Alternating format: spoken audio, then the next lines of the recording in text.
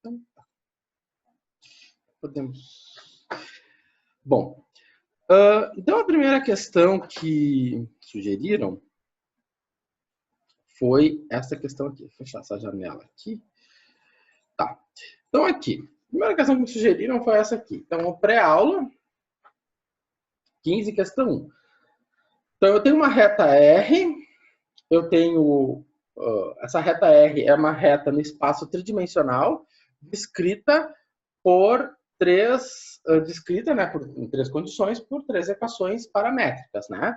Então, essa reta, né, toda reta, eu aqui me mexendo, enfim, toda reta, ela é caracterizada, né, pelo vetor diretor. Então, quando eu tenho uma equação paramétrica, né, então, na equação paramétrica, vou botar aí. Na equação paramétrica, né, é necessário identificar o vetor diretor da reta. Lembra que a reta ela é dirigida por um vetor, né? Então, como a gente viu nas 2 aulas atrás, né? Eu tinha mostrado, inclusive, lá do GeoGebra, né? Lá do aplicativo do GeoGebra, a importância do vetor diretor, né? Então, onde é que está o vetor diretor? O vetor diretor, ele é quem multiplica o t, né? Então, o vetor diretor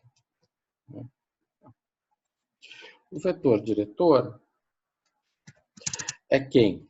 Né? Quem está multiplicando o t na equação de x? É menos 2. Então, menos 2i. Tá? Quem está multiplicando o t na equação do y? O 3. Tá? Quem está multiplicando o t na equação do z? O menos 1. O menos k. Certo? Então, ficou menos 2i mais 3j, né? Menos k. Então, aqui, menos 2i mais 3j menos k. Tá. Ok. Vamos ver o que ele diz mais. Então, a reta R, os ângulos dessa reta com os eixos coordenados, né? O alfa, o beta e o gama, respectivamente.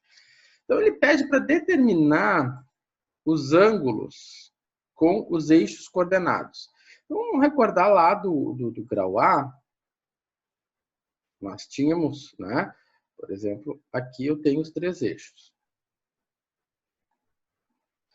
Então, nós tínhamos os 3 eixos e, além disso, nós tínhamos daí um vetor.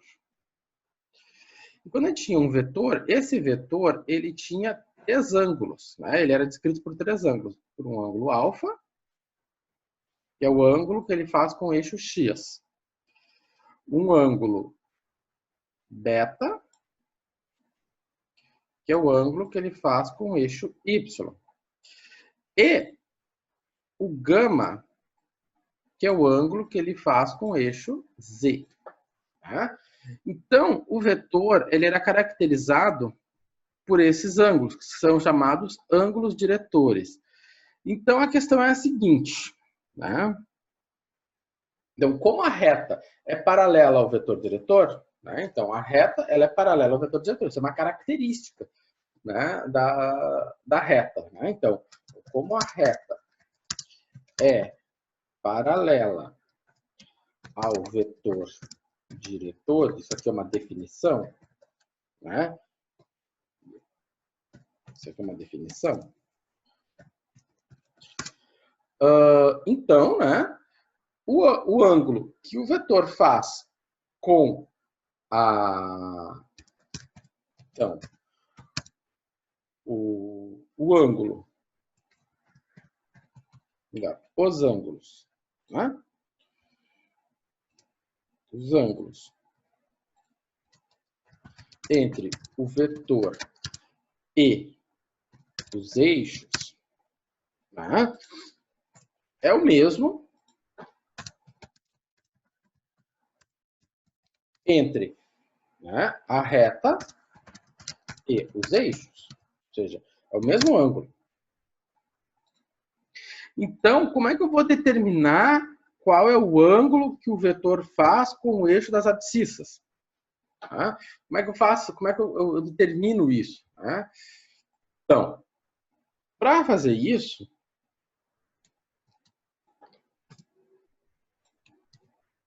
como é que eu determino esse ângulo? Então, temos que recordar o seguinte: o que a gente tem que recordar? A gente tem que recordar que o alfa, que é o ângulo, né? Você definiu que o alfa ele é o ângulo que o vetor faz com o eixo das abscissas. O alfa é quem? Né? O alfa é o arco, né? O arco de quem? Do cosseno, né? Do vetor D, né? Do vetor D, melhor, da componente do vetor D, dividido pelo o módulo do D. Isso aqui a gente viu lá no... Isso aqui é conteúdo do grau A, né? Vocês viram isso? Caiu no questionário do grau A. Certo? Então, a gente viu isso no grau A. Então, o alfa, que é o ângulo que o vetor faz com o eixo das abscissas, é o arco cosseno, né, do dx, que é quem o dx? É a componente em x do vetor sobre o módulo do vetor. E por que isso, né? Só para a gente recordar. Como é que a gente determina ângulo? A gente determina ângulo fazendo, né, um produto escalar, né? Então, para determinar um ângulo, nós usamos o quê? O arco cosseno, né? Então, só para dar uma pensada nisso, né? Quando a gente estudou produto escalar, a gente viu que para determinar um ângulo nós fazíamos, né? Nós fazíamos, né, um produto escalar aqui em cima e dividíamos embaixo pelos módulos, né? Então, se eu estou olhando para a direção de x, tá? Se eu estou, por exemplo, aqui está o x e aqui está meu vetor. E eu quero saber qual é esse ângulo aqui, tá? Eu estou pegando o vetor e eu quero avaliar qual é o ângulo que o vetor faz com o eixo I. É com o vetor I, né? Então, aqui está meu D e aqui está meu I. Então, qual é o ângulo que o vetor faz com o vetor I? Né? Então, ele tinha que fazer o quê? Um produto escalar, né, com o vetor I. Dividido por quem? Pelo módulo de D vezes o I. O módulo de I. Tá. Só que aí vem a pergunta. Né? Quando eu for fazer o produto escalar entre o D e o I só tem componente aonde? Só tem componente em I, né? E o D tem 3 componentes. Então, vai ser a dx vezes 1 mais dy vezes 0 mais o dz vezes 0. Então, sobrou dx vezes 1, que é o que está aqui. Por que só sobrou o d aqui? Porque o vetor i ele é um vetor unitário. Então, se o vetor i ele é um vetor unitário, então o módulo dele é 1. Né? Então, d vezes 1 fica 1. Bom, então o que acontece? Então, vamos terminar aqui. Então, o que falta para nós determinarmos o alfa? Né? Para determinarmos o alfa, vamos ter que determinar quem é o módulo de D. Então, quem é o módulo de D?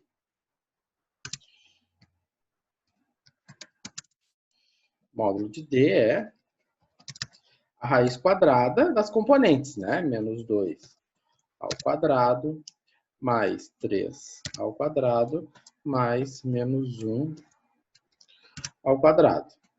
E isso aqui vai ser quanto? Então, vai ficar o módulo de D.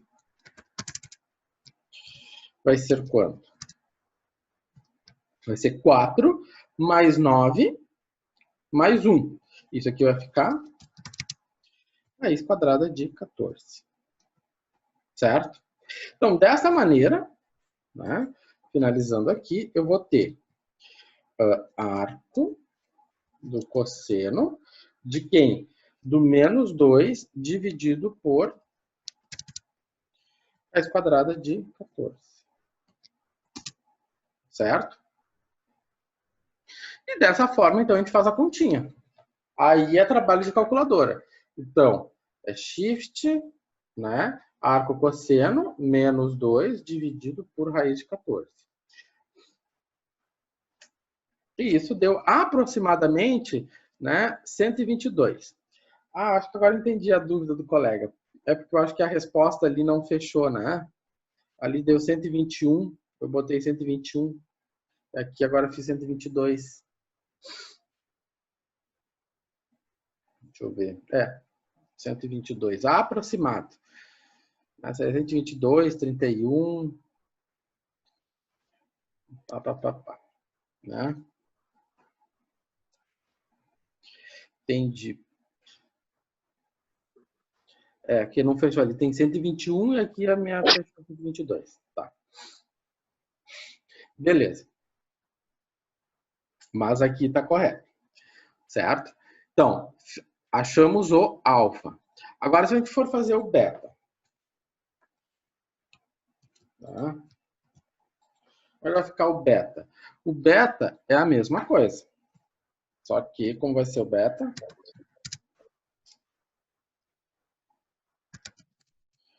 O beta vai ser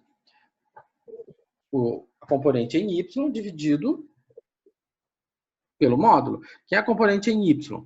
A componente em y é 3 positivo. Tá? Então tá. Então, aqui a minha calculadora já está toda montada. 3669.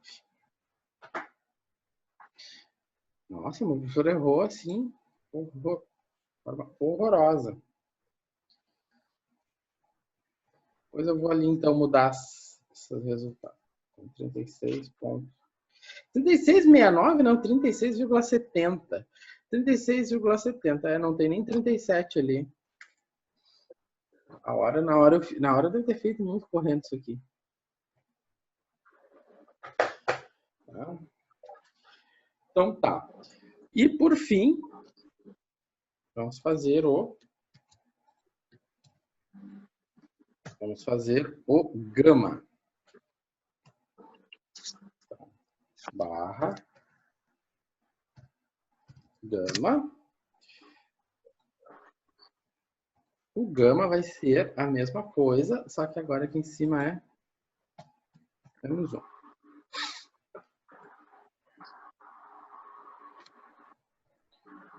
Tem que dar um número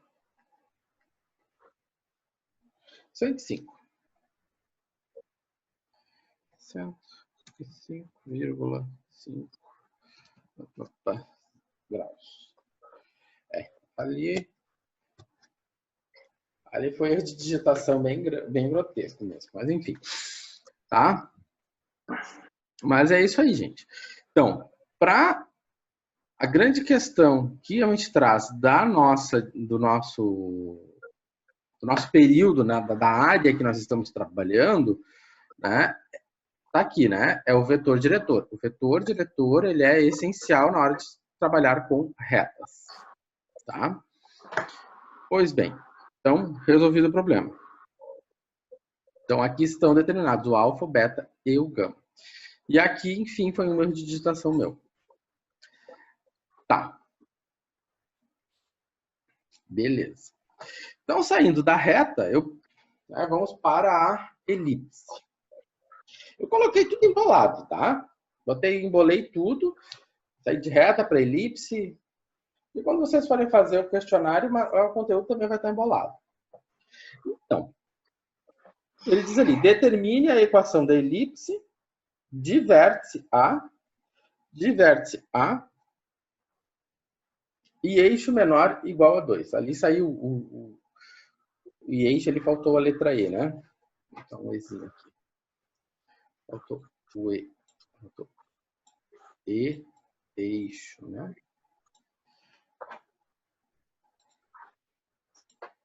Ali faltou um E, eixo.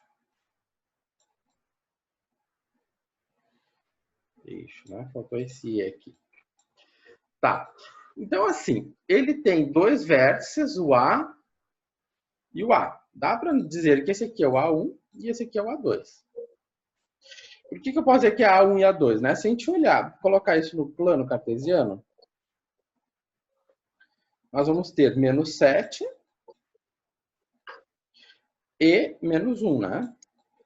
Então, quem vem primeiro, e eles estão na mesma linha, né? Ou seja, estão na mesma linha porque a ordenada é 2. Então, aqui vai ser o A1 e aqui vai ser o A2. Certo. Então, nós sabemos isso. Se eu sei disso, né? Se isso é um conhecimento que já é conhecido, o que eu posso dizer sobre o eixo maior? Tá? Primeiro, ele deu o eixo menor. Ele me deu o eixo menor. Né? Então, se ele me deu o eixo menor, ele me deu que 2b é igual a 2. Né? Ou seja, o eixo menor é igual a 2. Isso quer dizer que meu b vale 1. Tá. Beleza. Então, o b vale 1. Dessa maneira, nós temos agora outra informação. O eixo maior. Nós sabemos quem é o eixo maior? Sabemos. Quem vai ser o eixo maior? O eixo maior, a gente vai observar ele a partir dos pontos. Qual é a distância que nós temos entre os dois eixos? Então, aqui é menos 1 e aqui é 7.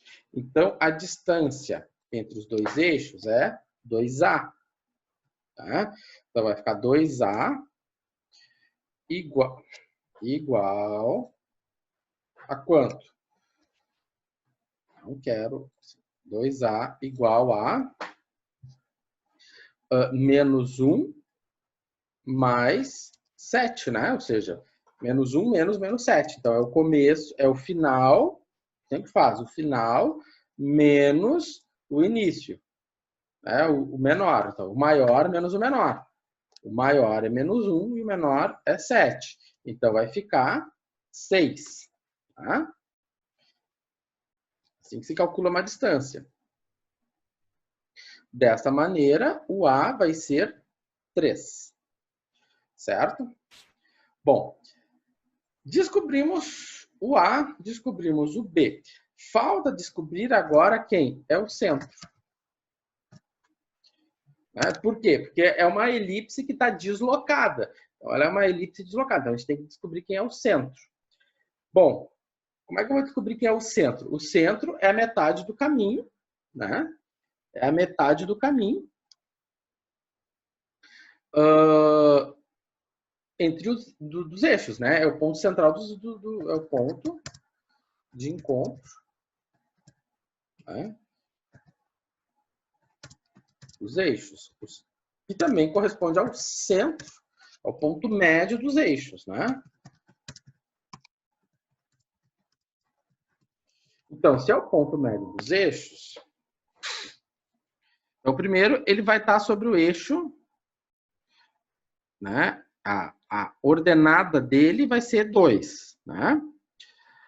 E a abscissa dele vai ser quem? Vai ser, se é 6, se essa medida aqui é 6, eu vou ter que contar 3 para cá e 3 para cá. Então, se eu tenho menos 1 e conto 3, isso vai ficar em menos 4, né? Se eu pegar menos 4 e contar 3, vai chegar onde? Vai chegar em 7. Né? Então, o ponto de centro vai ser quem? Vai ser menos 4 para x e 2 para y. Então, aqui nós não tivemos, né, nós só fizemos a leitura do problema, e fizemos o esquema.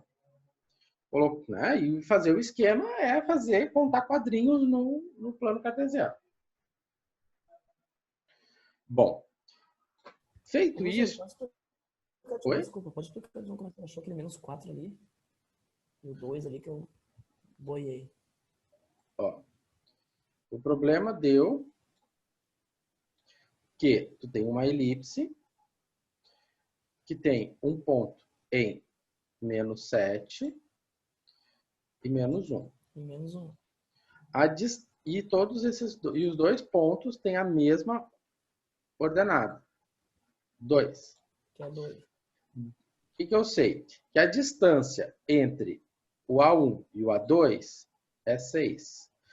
O ponto do centro é o centro, é o meio dela, né? Ou seja, eu vou ter... Aqui vai passar meus pontos B. O que eu sei? Que essa distância aqui é 3. Né? Porque a distância entre 1 e entre menos 1 e 7 é 6. E essa distância aqui é 3.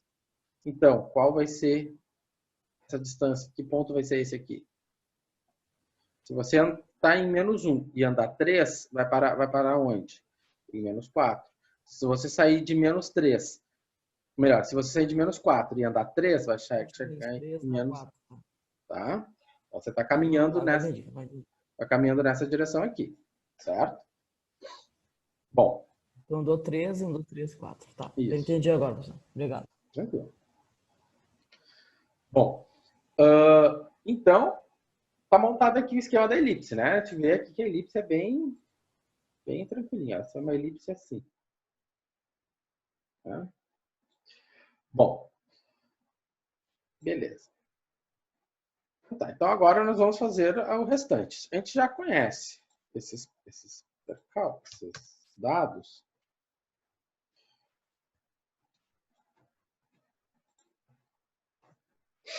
Conhecendo esses dados, nós temos o seguinte. Então, sabemos que o B é 1.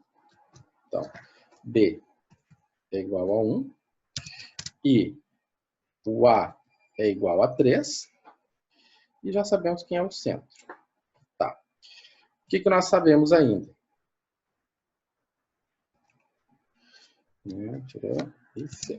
Tá. Agora nós queremos a equação. Então, qual é a equação da elipse? Então, a equação da elipse, vocês vão ir lá nos tabulamentos de vocês e vão encontrar que quando eu tenho uma elipse que ela está deslocada do centro, ou seja, o centro está deslocado da origem, eu tenho, né, x do centro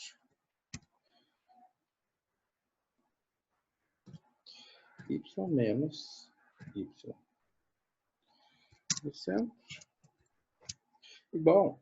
E o A e o B são os denominadores. Nessa equação, o A é sempre o maior eixo. O maior eixo vai estar embaixo do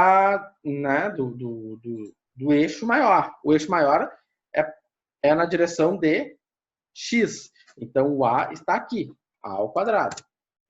E o B é sempre o menor. Tá? Então, o que nós vimos?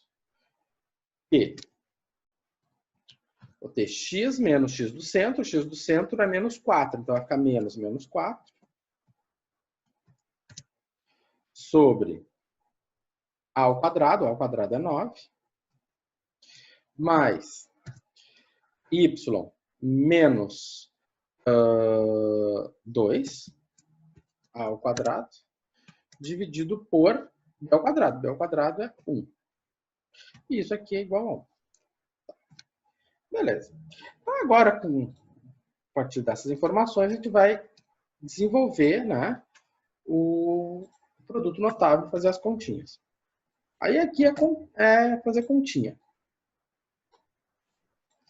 Então tá.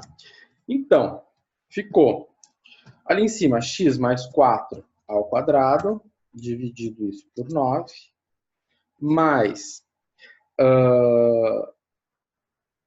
aqui nós poderíamos fazer o seguinte. Eu vou botar tudo sobre o denominador 9. Né? Botar o denominador como 9. E aqui vai ficar x mais 4 ao quadrado, mais 9, y menos 2 ao quadrado. E isso aqui vai ser igual a 1. Né? Então, eu multiplico, né? Lembrando como se faz soma de fração. Eu faço 9 vezes 1, 9. 9 vezes, né, y menos 2 ao quadrado e 1 vezes x mais 4 ao quadrado. Né? Tá. Então, agora, o que eu tenho? Eu vou abrir o produto notável, né? Em cima ficou x ao quadrado, mais 2 vezes x, 2x, vezes 4, 8x, mais 16, mais 9 vezes y ao quadrado, menos 4y, mais 4, né? Então, 2 vezes y vezes 2 ficou menos 4. E menos 2 ao quadrado, 4. Dividido isso por 9. E isso aqui deu 1. Né?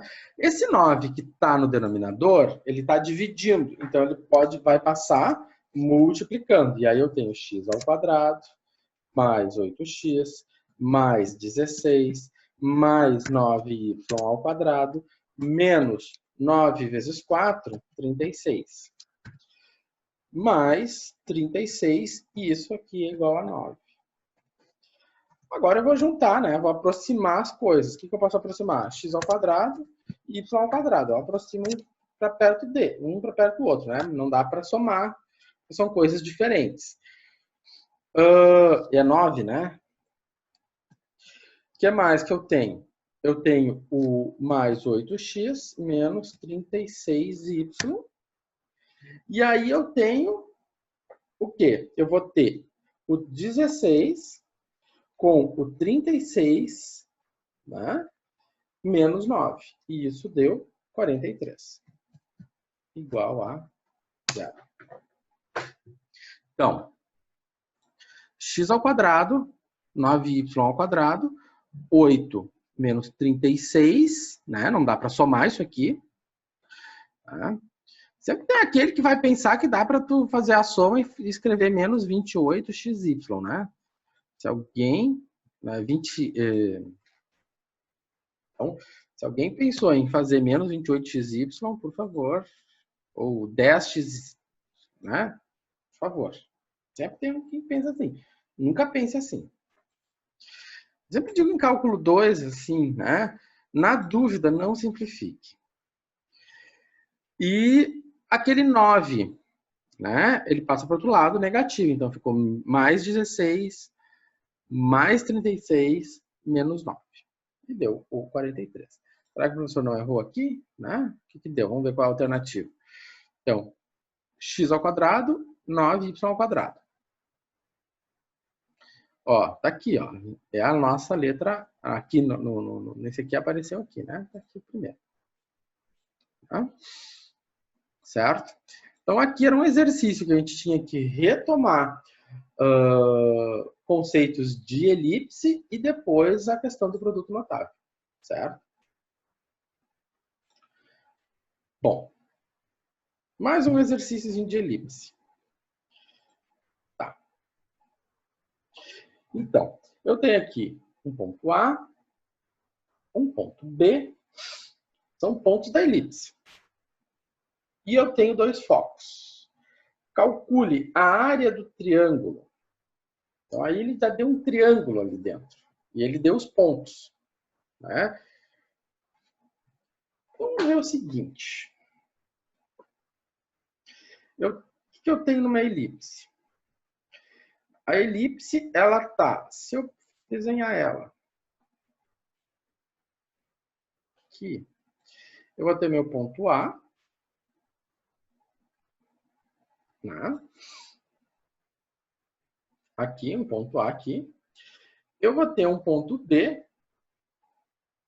Um ponto B bem longo. O meu ponto B é menos 5 e raiz de 3, ou seja, aqui embaixo. Não, ponto B tá... Ele tá bem longe do ponto B. Então, o meu ponto A tá aqui. O meu ponto B tá em menos 5, né? Aqui é menos 5. E 3 raiz de 3 é um número positivo, que tá aqui em cima. Então, aqui tá meu ponto B. E aí ele tem os focos, né? Então, ele vai ter um foco. Aqui é menos 5. Aqui é 10, né? Então, eu vou ter um 8 aqui e menos 8 aqui, né? É isso. Então, ele colocou aqui uma